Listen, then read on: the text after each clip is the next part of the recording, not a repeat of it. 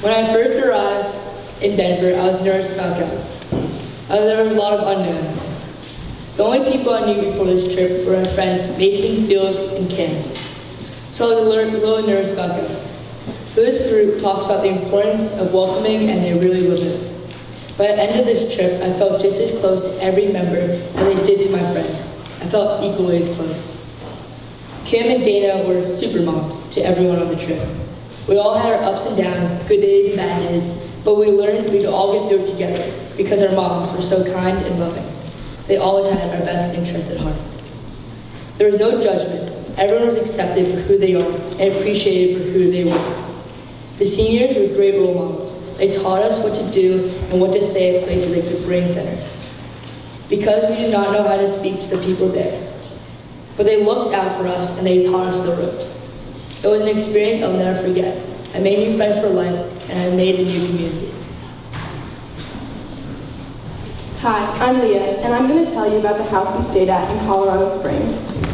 From the moment we arrived to the house, I knew it was going to be a good trip. At first it was weird, new faces, unfamiliar friendships, yet we had the house waiting to bond us together. The house we stayed in was charmingly rustic with a breathtakingly beautiful view. It perched on the top of a mountain and sat next door to a farm. The only thing that a person could dislike about the house was the loud zip line nearby, which you weren't allowed to go on. We stayed up late, talking and laughing, and bonded between ping pong tournaments and dance parties at dinner. Those first 2 days we spent at the house in Colorado Springs were personally my favorite because, although most of us have spent every Wednesday together at youth group, we all learned more about each other in those 2 days than we had throughout the whole year. When it was time to go, we were sad to part, although we knew new journeys would await for us as we made our way to Denver.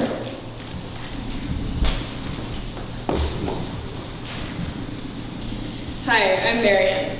On Saturday in Colorado Springs, we had some extra time, so we decided we'd climb Pikes Peak, a road that winds all the way to the top of a 14,000-foot mountain.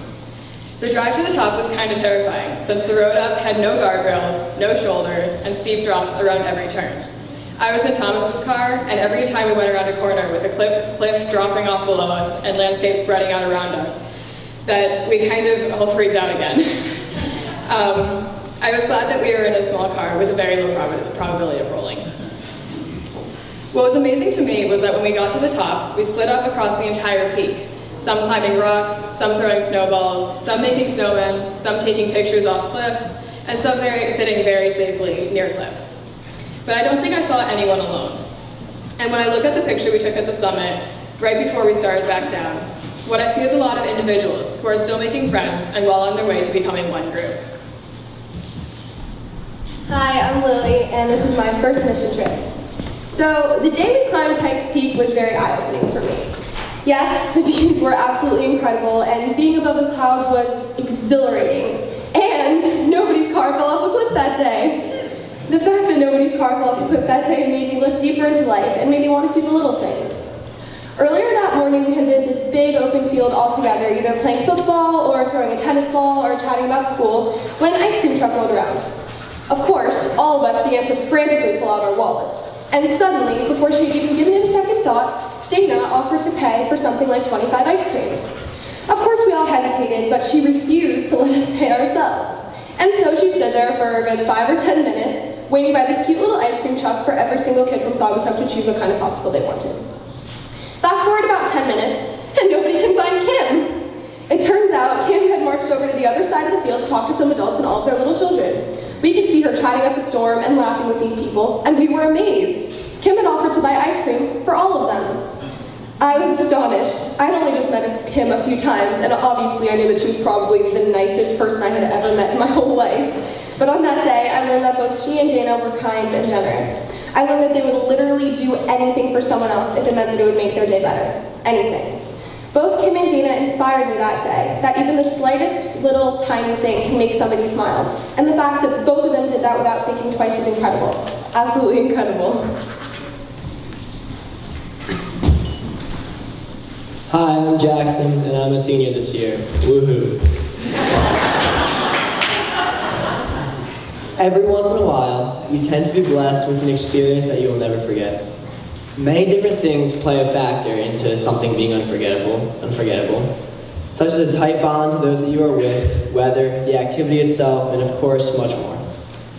All of these factors came together many, many times over the course of this trip, but one time that stuck with me was in the Garden of the Gods outside Colorado Springs.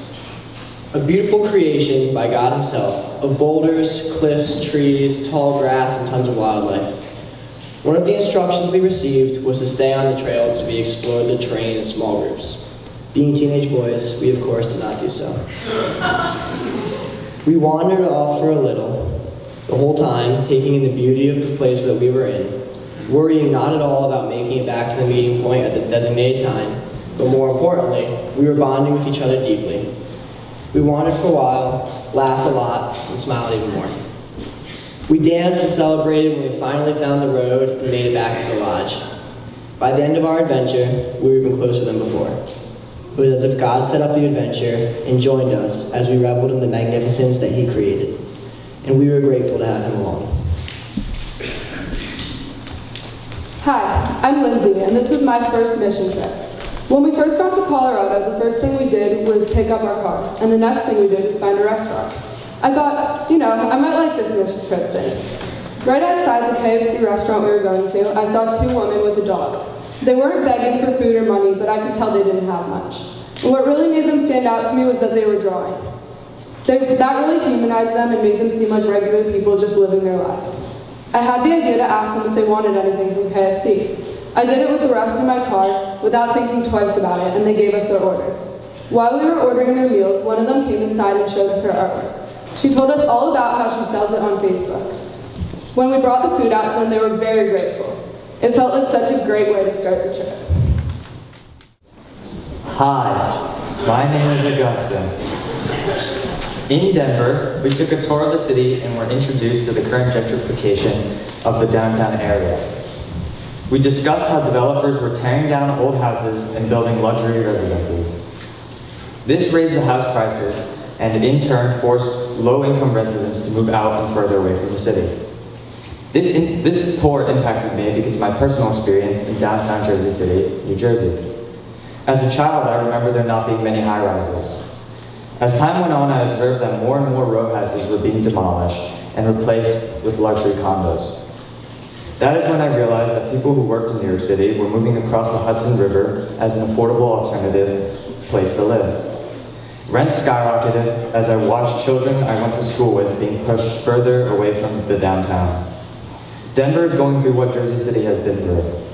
As a matter of fact, many cities across our country are being gentrified and divided by haves and have-nots. We must ask ourselves, is gentrification beneficial to a healthy society? And if not, how can we help? Thank you. Hi, I'm Mason, and one of the places we worked at was Metro Caring. Metro Caring provides free, healthy food to people who need it. They also have counseling and childcare. What we did was unpack food from the boxes, cross out the barcodes, and moved it into crates. The crates would be taken to where it could be rearranged for the people who would eventually get it. Later, we worked with celery, picking out any bad pieces and saving the good pieces.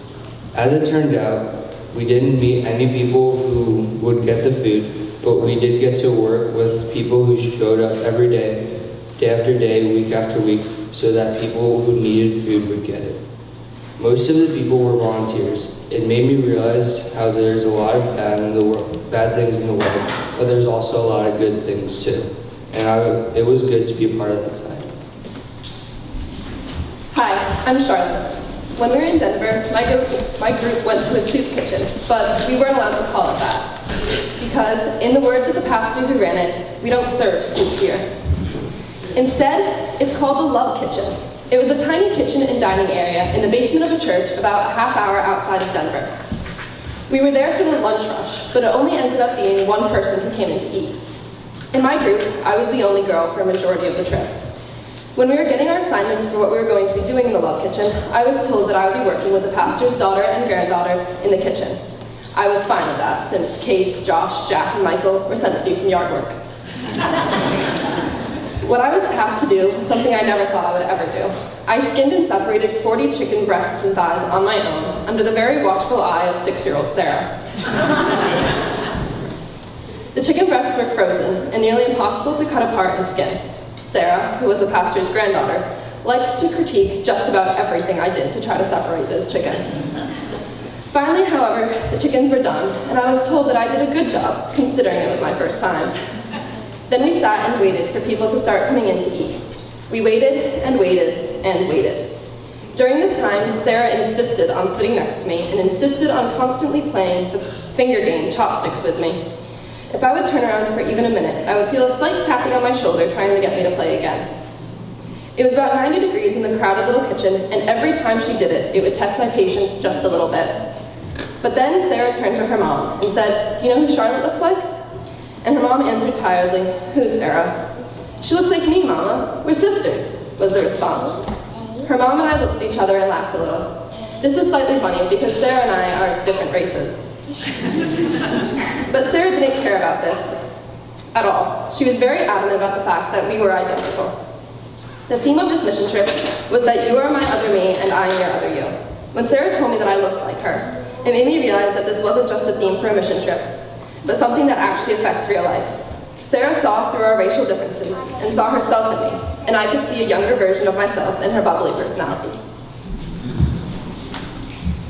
Hi, my name is Christopher Williamson, and I wanted to share the group's experience with Oathlands. During the mission trip, we teamed up with this organization to work with Denver's unemployed population. Through its community building, Oathlands is able to help the residents with fresh produce, job opportunities, and education about the influence of natural food. At first, Kim, Aiden, Augustine, Lindsay, Lily, and I were all split up doing small tasks around the building. After an hour or two, we were all brought together to help create a shelter so workers and volunteers at the building, arriving at Oathlands before it opens at 7, could be protected from rain or snow. Our job was to get a hole and pour the concrete for a base. The area to be dug and coated away was at least 3 feet by 10 feet and 8 inches deep.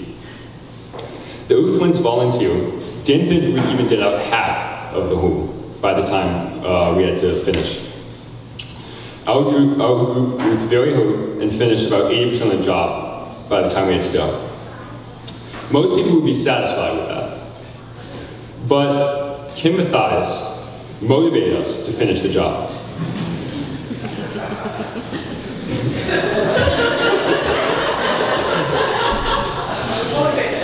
Motivated, yeah. We're not leaving until it's done. Exactly. This story is typical of our youth group, especially when we're working together. We didn't cut corners or go through the motions on any assignment or job we did. We put effort and care in everything we did, because that is how we create change.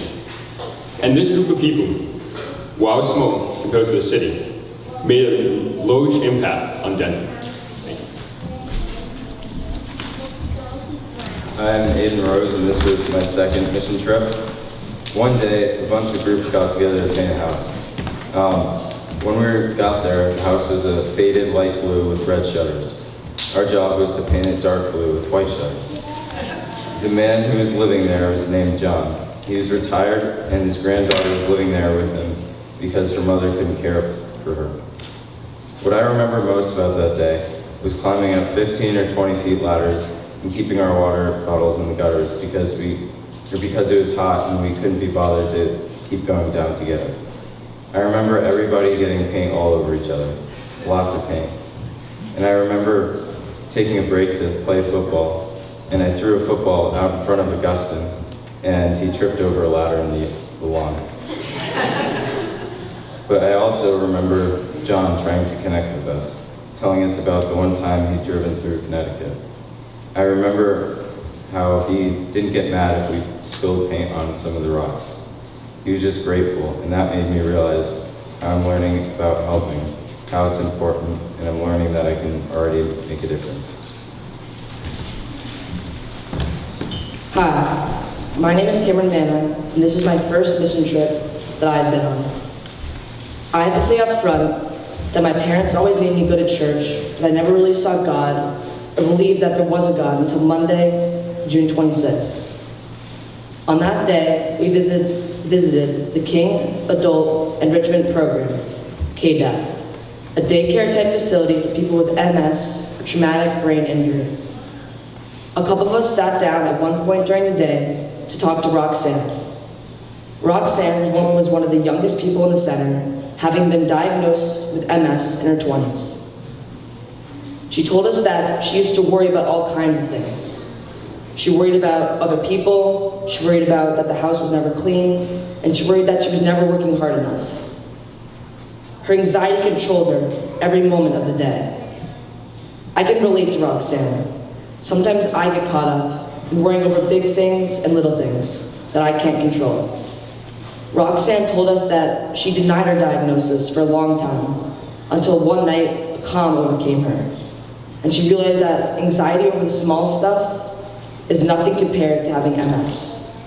She felt a sense of God coming into her life to take away the worry, and now she spends her days welcoming people to the center and teaching them not to sweat the small stuff.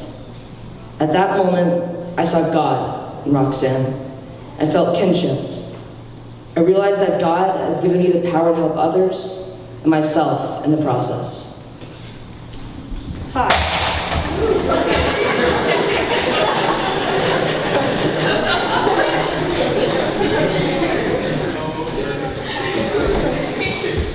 Hi, I'm Brianna. On my third day of the mission trip, my car group and I contributed our time at a daycare for children living in motels who are constantly moving due to the overwhelming concept of gentrification. Each of us was given 2 children to chaperone at a water park, a common place they went for a field trip.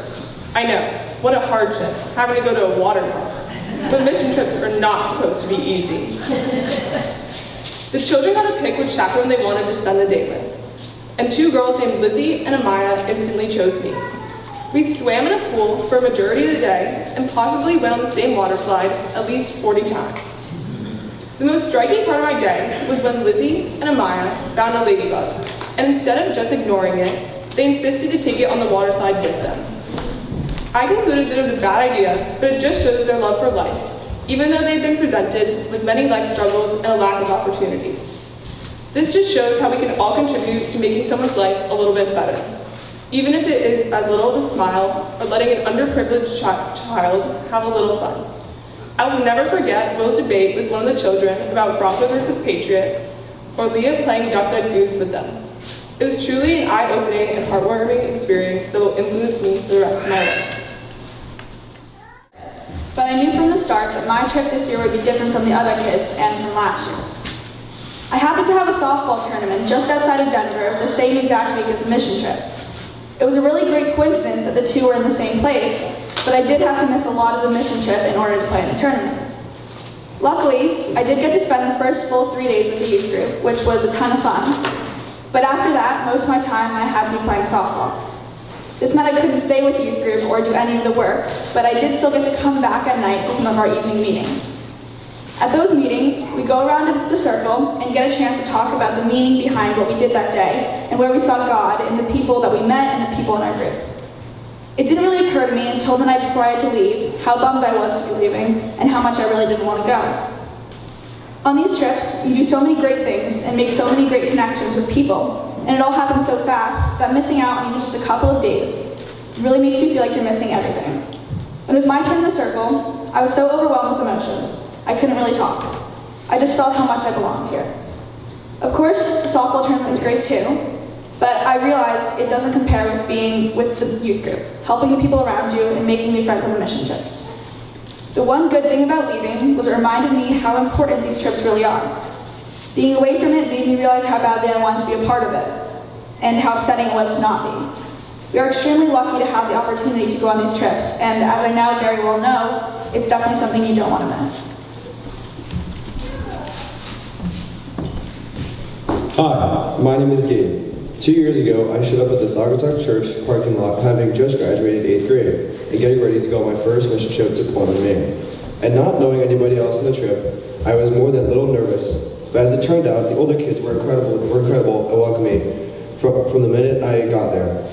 A year later in Cuba, I was a veteran, but the same kids, seniors now, did it again, making sure everybody fit in and had a place and belonged. Only this year in Denver, those kids had graduated, which meant there were leadership roles to fill for all the incoming seniors and juniors. This year, as it seems every year, there were at least 6 kids who had never been on a mission trip before. It was now our turn to welcome the freshmen to our group. One night, when everyone was getting ready for bed, one of the freshmen was feeling upset about something. He was laying in his sleeping bag, looking very upset. So I got up and went over to talk to him. We talked for a while until he said he was feeling a lot better. That's when I knew I had stepped up and filled a leadership role. I'm still learning about stepping up. I hope I always am. But I think I started on my way to becoming the kind of person the kids who welcome me will be proud of. And I think I'm learning about the best way to say thank you. Hi, I'm Ryan Berg, and this is my second mission trip.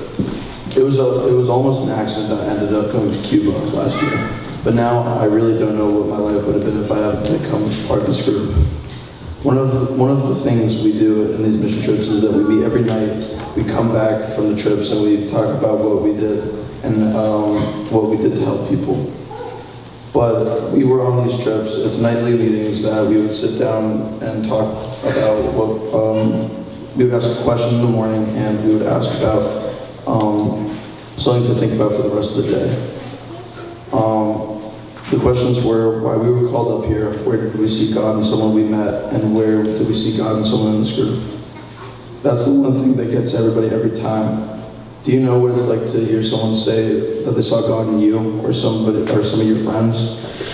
And when you do hear that, you know exactly what they're talking about because you saw it too, even if you didn't realize it at the time. It can change your life. It changed mine, and thank you for making it possible.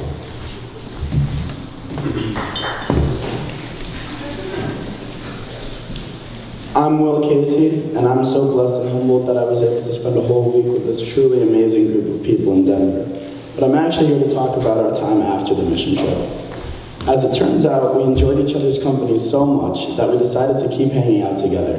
We went to see movies such as The War of the Planet of the Apes and even spent time at each other's houses. If I had my say, we would have been able to hang out a lot more, but for some reason, getting 23 people's schedules to match was a difficult task to accomplish.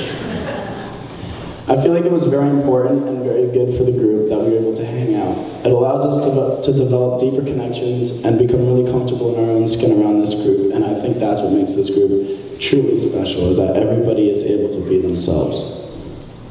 After hearing everyone up here speak, I'm sure you now understand how it's easy to fall in love and become enamored with everybody up here. I couldn't express enough gratitude and thanks to be able to be a small part of a truly amazing experience. Hello. For those of you who don't know me, my name is Carly Dwyer.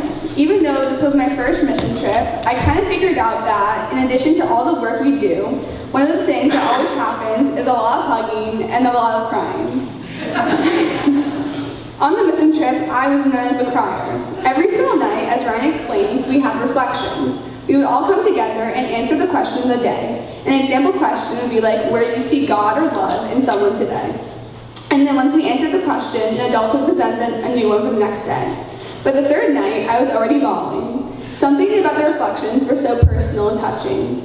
One night, when we got back from KDAP, which is a daycare center for adults with disabilities, we reflected on the day as usual. For some reason, when it got to my turn, I started crying. The environment at KDAP was so special because it's such a social place and was filled with so many people with unique stories. I think the reason I cried so much that night was because it really hit a personal spot in me, and I realized working with people with disabilities is something I want to do. I learned so much about who I am as a person and who I want to be, all because of this trip. In addition, what made the reflection so emotional was getting to hear and see what my peers did, and how they were really helping people and being their best selves. The older kids and adults especially played a big part in this for me because they became people who I would look up to, and it only made me admire my friends even more. By the last night, as you can imagine, there was a lot of crying and a huge hugging fest. We were all sad that our mission trip was coming to an end, but we all knew that youth group on Wednesdays would never be the same. So thank you so much. Hi, I'm Josh.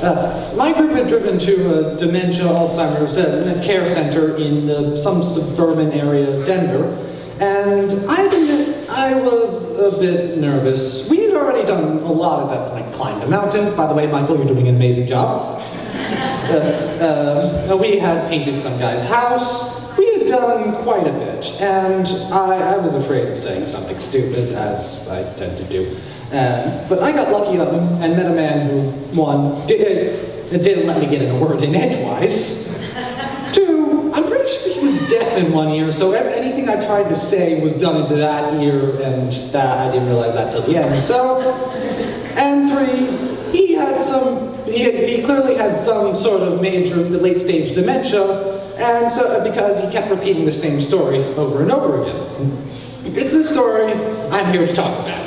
And as it was the only thing he ever said when I was there, other than goodbye. When everyone else was dancing and singing, I was listening to his story. That he kept on repeating and repeating. Despite this immense repetition, I honestly couldn't tell you what the story was about. He had a very heavy accent, and halfway through he switched to Spanish, and honestly I have not taken a Spanish class since the 5th grade, so... I know he immigrated from Puerto Rico to New York a very long time ago. I know that he married a woman he loved very much, and something very dramatic happened to him while he was in New York. From his story, I guess is from everything from he was a police informant in the mob to a CIA spy in East Germany. But every time he ended a story and talked and started again, and sometimes with new details that I didn't hear the previous time, which was cool. He always ended his story with, "Now New York is beautiful." He always said that line with such pride. I knew what he was proud of, whatever it is he had done. That led me to the realization, when I'm old and gray, probably a little crazy, and half my organs are failing because I never bothered to exercise my entire life, this is what I want to remember. This youth group, these people, these amazing, wonderful people and these adventures we go on, that's what I want to remember. And there's also a positive to this, another positive to this trip, as I did not see a single manga. Just